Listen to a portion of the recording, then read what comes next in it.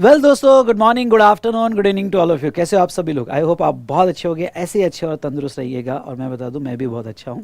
सो दोस्तों, ये वीडियो मैं रिकॉर्ड कर रहा हूं for CA inter student those who are going to appear in November 23 examination.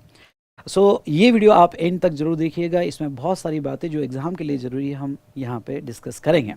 सो दोस्तों, यस, अब लास्ट 1 मंथ आपके पास बाकी है। आखिरी के 10 दिन तो एग्ज़ाम प्रिपरेशन होते हैं और ये आपका क्रुशियल मंथ है और आपकी स्ट्रेटजी बहुत इंपॉर्टेंट है और यहाँ सही डायरेक्शन मिलना आपके लिए बहुत ज़रूरी हो जाता है। ओके, सो दोस्तों, हम सारे सब्जेक्ट की तो बात करेंगे, पर स्पेशली इस वीडियो में जीएसटी से रिलेटेड बात करेंगे सो दैट आप जीएसटी में बहुत अच्छा स्कोर कर सको। आपका जो टारगेट है, जो मैं पहले से कहता हूँ कि आउट ऑफ 40 अबव 35 होना चाहिए, एज वेल एज टैक्सेशन में इस बार 80 पार। तो दोस्तों, मैं आपको ये बता दूं कि यहाँ पे सारे सब्जेक्ट के रिवीजन वीडियोस, जिसे हम आरआर रिवीजन कहते हैं, ये सारे सब्जेक्ट के रिवीजन वीडियोस जो है यूट्यूब पे डाले हैं। जो हमने मई 23 एग्ज़ाम के लिए डाले थे वही नवंबर 23 एग्ज़ाम को अप्लीकेबल है। ओके, उसमें कोई अमेंडमेंट्स नहीं है और सारी फैकल्टीज़ अपने रिवीजन के वीडियोज़ के बारे में थोड़ा डिटेल्स आपको देगी। इसलिए आप कनेक्टेड रहिएगा हमारे यूट्यूब चैनल पे वी स्मार्ट एकेडमी। इस पर ही आपको रिवीजन वीडियोज़ जो है ऑलरेडी डाले हुए हैं और वो मिल जाएंगे और डिस्क्रिप्शन में आपको लिंक मिल जाएगी। अब बात करते हैं स्पेशली जीएसटी की। सो दोस्तों, आपको जीएसटी ये लास्ट 1 मंथ में कैसे पढ़ना है और कैसे रिवाइज करना है, इसकी मैंने एक स्ट्रैटेजी बनाई है। ओके, तो आप ये जरूर अच्छे से सुनिएगा और डेफिनेटली ये स्ट्रैटेजी आपका कॉन्फिडेंस बूस्ट कर देगी और इस बार टैक्सेशन में 80 पार, उसके नीचे आपको सोचना ही नहीं है। चलिए बात करते हैं जीएसटी की। यस बेटा, ओके, फॉर नवंबर 23 एग्जामिनेशन मैंने यहाँ पे 1 मंथ प्लान बनाया हुआ है और पूरा ओके हमारा स्ट्रक्चर कैसा होगा ये आप ध्यान से सुनिएगा। ओके, आपको रिवीजन कैसे करना है, फिर एबीसी एनालिसिस कैसे करना है, क्वेश्चंस की प्रिपरेशन कैसे करना है, आरटीपी और मॉक टेस्ट पेपर के बारे में हम बात करेंगे। आपको टेस्ट सीरीज के टेस्ट पेपर कैसे देना है और थ्रू आउट द मंथ आपको कौन सी चीज़ों का ध्यान रखना है जो बहुत ज़रूरी है, इस पर हम बात करेंगे। ओके, सबसे पहले आते हैं बेटा यहाँ पे रिविजन पे। लेकिन आगे बढ़ने के पहले बता दूँ कि जो भी मैं यहाँ डिस्कस करूँगा सारे ओके यहाँ पे सारी video links as well as notes जो है नीचे डिस्क्रिप्शन में ओके लिंक दिया है, तो उसमें आप सब कुछ मिल जाएगा। ओके, सो अब बात करते हैं यहाँ पे रिवीजन से रिलेटेड। ओके दोस्तों, बेटा मेरा यहाँ चैप्टर वाइज चार्ट रिवीजन होता है और ये चैप्टर वाइज चार्ट रिवीजन जिसे हम आरआर कहते हैं, हर चैप्टर बहुत अच्छे से यहाँ पे रिवाइज किया है। ओके, इसके 10 से 12 लेक्चर्स होते हैं और ये 10 से 12 लेक्चर्स अगर आप एक साथ बैठोगे तो पूरे दिन भर में यानी लगभग 14 to 15 आवर्स में ये पूरा कंप्लीट रिवीजन हो जाता है। आपको ये बता दूँ कि ये जो रिविज़न ऑलरेडी हमने डाला हुआ था फॉर मई 23 एग्जामिनेशन और सेम रिविज़न आपको अप्लीकेबल है फॉर नवंबर 23 एग्जामिनेशन। अब आपका सवाल होगा कि सर व्हाट अबाउट अमेंडमेंट्स के बारे में आपको बता दूं तो मई एज वेल एज नवंबर एग्जाम को फाइनेंस एक्ट 2022 अप्लीकेबल होता है, इसलिए अमेंडमेंट्स ऑलरेडी इसमें कवर्ड है अबाउट फाइनेंस एक्ट। अब बात करते हैं नोटिफिकेशंस और सर्कुलर्स। आपको नोटिफिकेशंस और सर्कुलर्स अप्लीकेबल होते हैं अप टू 30 अप्रैल। तो इस बार कोई ज़्यादा नोटिफिकेशंस और सर्कुलर्स नहीं है, इसलिए अगर आप मेरी अमेंडमेंट्स के वीडियो देखोगे तो अमेंडमेंट्स के वीडियो में आप 2 घंटे का है और थोड़ा स्पीड बढ़ा के देख लो तो 1.5 घंटे में आपकी सारी अमेंडमेंट्स खत्म हो जाएगी, वो भी सिर्फ नोटिफिकेशंस और सर्कुलर्स है। तो इस रिवीजन वीडियो के साथ अगर आप अमेंडमेंट्स देख लेते हो तो आपका सब कुछ सिलेबस कवर हो जाएगा और यू कांट बिलीव आपका पूरा जीएसटी बहुत अच्छे से मेरे चार्ट बुक से रिवाइज हो जाता है और ये रिवाइज हो जाता है 12 से 14 घंटे में। इसलिए आप ये रिवीजन की प्लानिंग 2 तरह से कर सकते हो।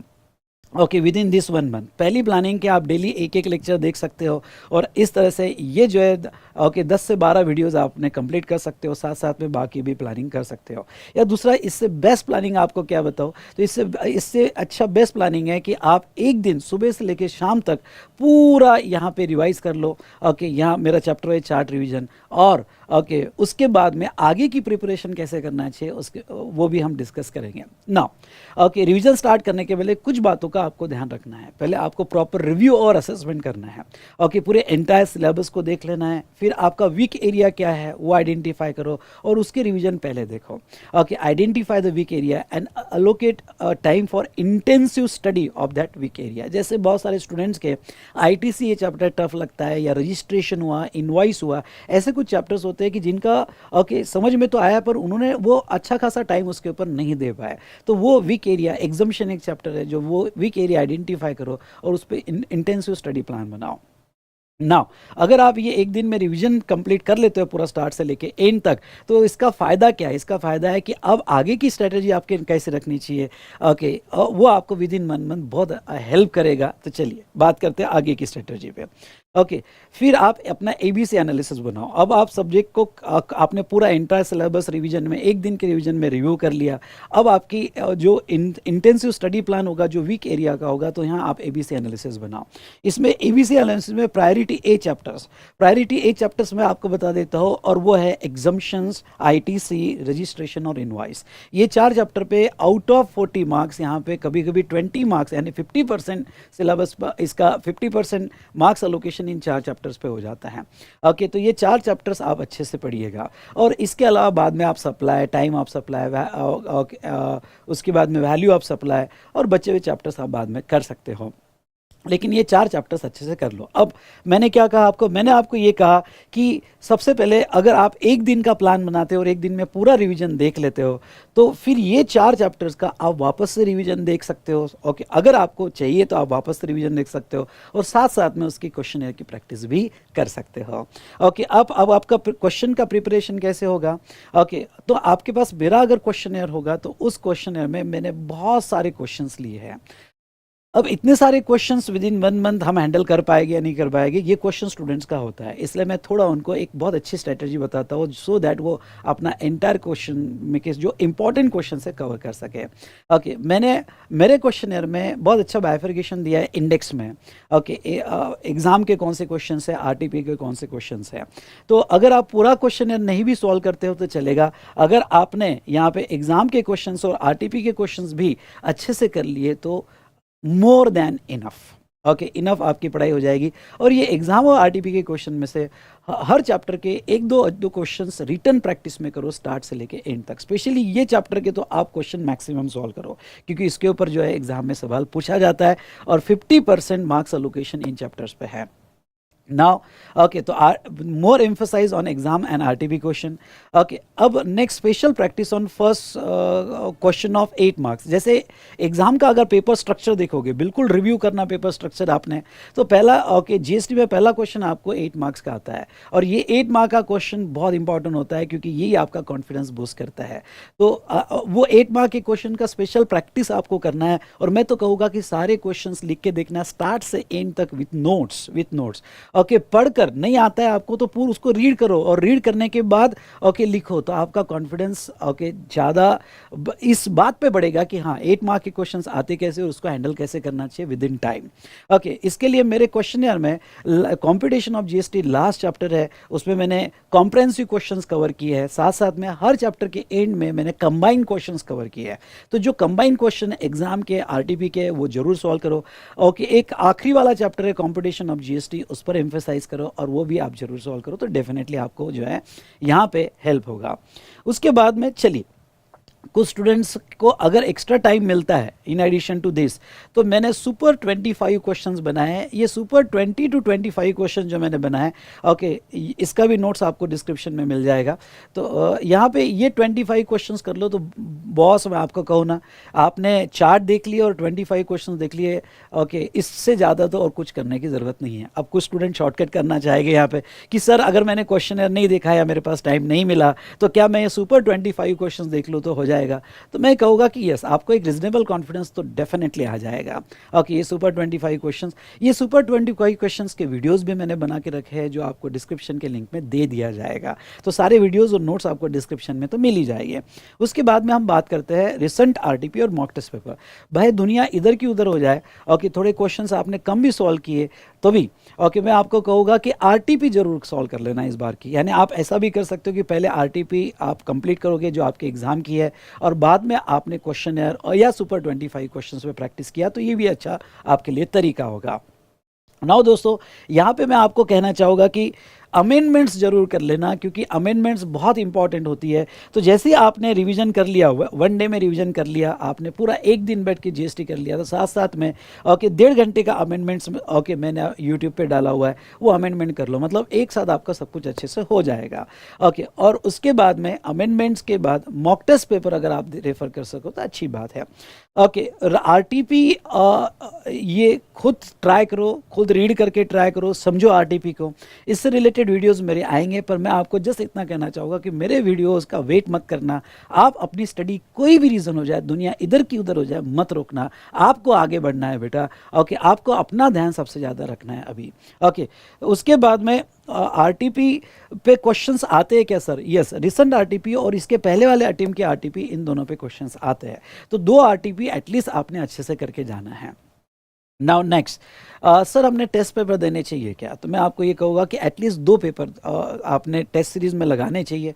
ओके, जिसके लिए आप 20 मिनट एकेडमी की भी टेस्ट सीरीज़ प्रेफर कर सकते हो। दोस्तों, मैं आपको ये कहना चाहूँगा कि ये टेस्ट सीरीज़ किस लिए होगी? ये टेस्ट सीरीज़ इसलिए होगी कि अपने आप को असेस करना है, specially for time management.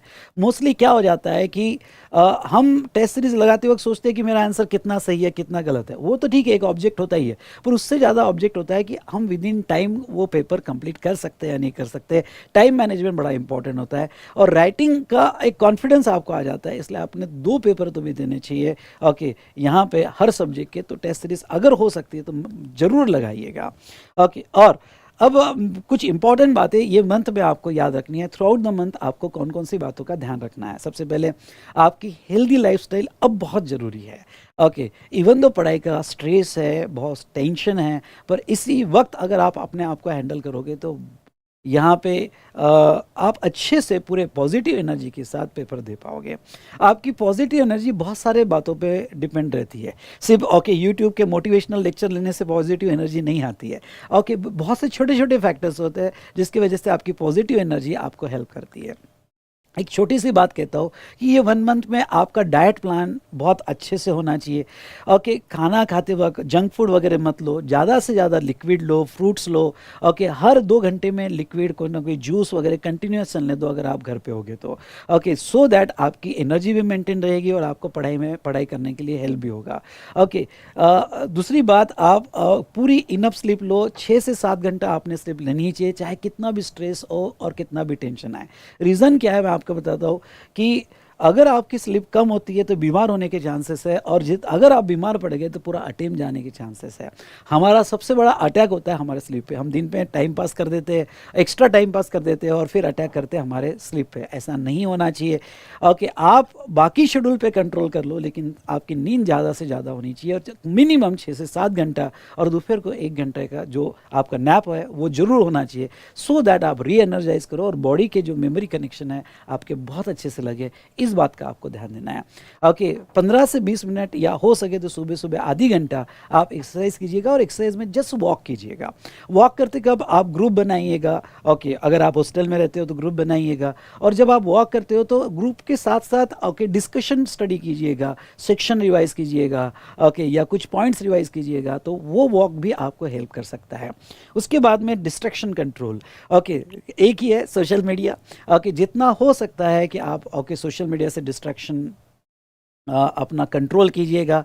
Okay, मैं तो कहूँगा कि टोटली सोशल मीडिया बंद कर दो। वीक में एक बार संडे को 1 घंटा अगर कोई इंपॉर्टेंट वीडियोस आते हैं आपके फैकल्टी वगैरह वो देखने के लिए, अदरवाइज सोशल मीडिया एकदम टोटली बंद कर दो। ओके, वो आपके लिए बहुत ज़रूरी है, बहुत ज़्यादा डिस्ट्रैक्ट करता है। ओके, लत वो कहते हैं ना, तेरी लत लग गई, तो एक तरह से आपको लत लग जाती है। तो ये अगर आपने कंट्रोल कर लिया तो मैं आपको कहता हूँ कि आपके 50% चांसेस पास होने के बढ़ गए, और मेरी बेस्ट विशेष आपके साथ है और आप ज़रूर पास हो जाओगे। Next stay positive. वो वर्ड बड़ा छोटा लगता है लेकिन बेटा ओके, और मैं आपको एक बात बता दूं, यूट्यूब के मोटिवेशनल वीडियोस जो है आपको 2 मिनट के लिए पॉजिटिव एनर्जी लाएंगे। ओके, ऐसा 2 मिनट के लिए ऐसा फील करवाएंगे कि यस बस मैं ही कर सकता और कुछ नहीं, लेकिन बाद में आप लाइन पे आ जाओगे। इसलिए मैं आपको कहूँगा कि पॉजिटिव रखने के लिए जैसा मैंने आपको कहा है कि अपना आपका पूरा ख्याल रखो, डिस्ट्रैक्शन कम करो, और नेक्स्ट यहाँ पे सारी बातों को भूल जाओ। ओके, ऐसा सोचो कि अगर मैं यहाँ पे ये नहीं करूँगा तो मेरी ज़िंदगी ओके नहीं रहेगी। इसलिए ये कौन से कॉन्टेक्स्ट में आपको सोचना है, क्योंकि अभी आपको बहुत सारे इंपॉर्टेंट काम आ जाते हैं, फ्रेंड की शादी है, ये है वो है, ओके, आपकी गर्लफ्रेंड बॉयफ्रेंड, ऐसे बहुत सारी चीज़ें आपके दिमाग में आ जाती है और वो ज़रूरी लगने लगती है, जबकि अब ये 1 महीने में कोई भी ज़रूरी नहीं है। ओके, बस आपकी पढ़ाई ज़रूरी है। सारे रीज़न को भूल जाना, क्योंकि माइंड आपके साथ एक चालाकी करेगा, बहुत सारे रीज़न लाएगा, क्योंकि वो स्ट्रेस से छूटना चाहता है, वो टेंशन से छूटना चाहता है। तो सारे रीज़न को छोड़ देना, अपने साथ चीट मत करना और एक पॉजिटिव एनर्जी के साथ आगे बढ़ना। पढ़ते वक्त बहुत ज़्यादा पॉजिटिव अप्रोच रखो। पॉजिटिव अप्रोच ये आपको रखना है कि जब आप पढ़ते हो, बहुत सी बार जब लेट्स एक एग्जांपल, आप बुक लेते हो और बुक में पढ़ते हो, ओके, आपने 2 पेज पढ़ लिए, 2 पेज पढ़ने के बाद आप देखते हो कि अरे बाप रे इतना बाकी है, फिर वापस 2 पेज पढ़ते हो, फिर इतना बाकी है, ऐसा आप कंटिन्यूस करते हो। ये जो साइकोलॉजी है कि अरे बाप रे इतना बाकी है, ये धीरे धीरे आपको स्ट्रेस क्रिएट करता है और टेंशन क्रिएट करता है। ओके, इसको चेंज कर देना, और जब पढ़ते हो 2-3 पेजेस, तो अपने आप को ये समझाना कि अलो चलो इतना हो गया, ओके इतना हो गया, चलो अच्छी बात है।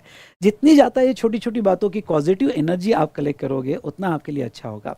बहुत सी बार ये भी एक आपको टेंशन आएगा कि यार ओके कोई क्वेश्चन है, प्रॉब्लम है और आपको याद नहीं आ रहा है, और फिर एक क्वेश्चन दिमाग में आ जाता है, अगर यही एग्जाम में आ गया तो मैं करूँगा क्या यार, ओके मैं तो फेल हो जाऊँगा। ओके, उससे ज़्यादा ये सोचो कि यार अभी पढ़ लेते हैं, आ गया तो देखो मेरा कितना अच्छा लक है, ओके मैं लिख लूँगा। एग्ज़ाम के 1 घंटे पहले तक आपके पास अपॉर्चुनिटी है ये सोचने की कि चलो यार अभी पढ़ लेते हैं, एग्ज़ाम में आ गया तो लिख लूँगा। ओके, ये मत सोचो कि अरे अगर आ गया मुझे याद नहीं आया तो मैं क्या करूँगा। ये निगेटिव एनर्जी की तरफ आपको बढ़ाएगा, जबकि आपको निगेटिव एनर्जी को कंट्रोल करना है और हर चीज़ पॉजिटिव सोच में, पॉजिटिव कॉन्टेक्स्ट में कैसे हो सकती है उसके ऊपर आपको ज़्यादा ध्यान देना है। पढ़ते वक्त ज़्यादा से ज़्यादा ब्रेक लो। ओके, हर 2 घंटे बाद 10 मिनट 15 मिनट का ब्रेक लो, वो बहुत ज़रूरी हो जाता है कॉन्सेप्ट को एब्जॉर्ब करने के लिए।